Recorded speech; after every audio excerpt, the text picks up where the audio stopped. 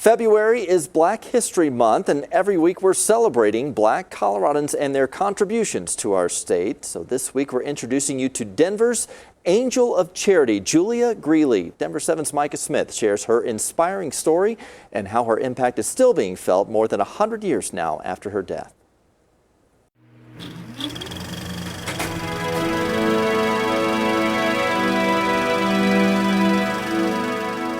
She could only see out of one eye, had rheumatoid arthritis in nearly every joint, and lived the first part of her life as a slave.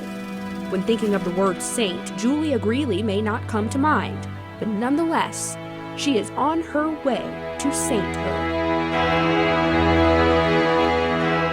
Julia Greeley was enslaved in Hannibal, Missouri. At the time that she was enslaved, she lost her right eye from a slave master that was beating her mom.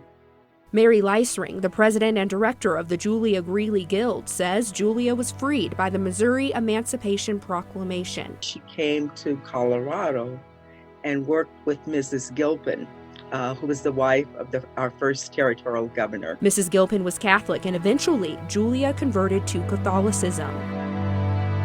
Around that same time, she began taking to the streets of Denver, helping the homeless and those in need. She would usually make $10 to $12 a month, but she always gave that away. And then if she didn't have money to buy things, like I said, she would beg for things. She never wanted to embarrass anyone, so she would give those goods at night.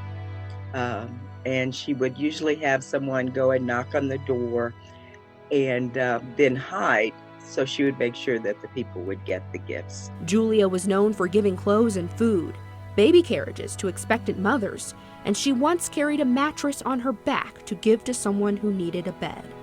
And so she became known as Denver's Angel of Charity.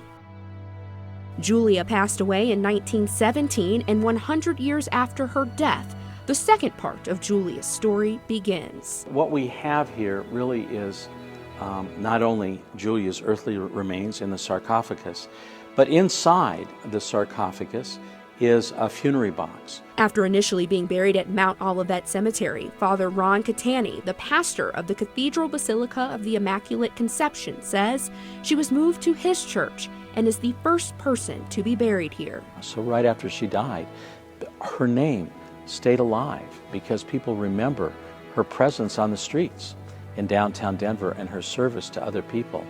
And so as that interest grew, it came to the attention of the church, and then the church started to move forward for her cause for sainthood.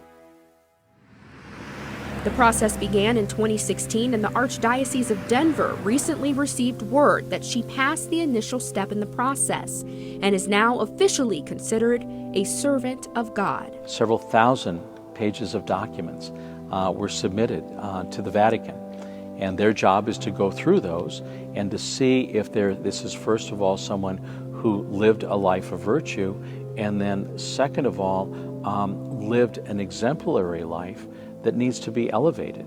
Now that those papers have been accepted, there are still several steps in the process. But Catani says through the process, more people are learning about Julia. Because whether she's a saint or not, we know she's in heaven. We know that she's looking at the face of God every day. And what we want her to do is put in a good word for us. Father Catani says there are a lot of saints who walk the streets of downtown Denver who will never receive formal recognition. But the goal is for all of us to become Julia Greeley's to anyone in need who comes across our paths. Reporting in Denver, Micah Smith, Denver 7.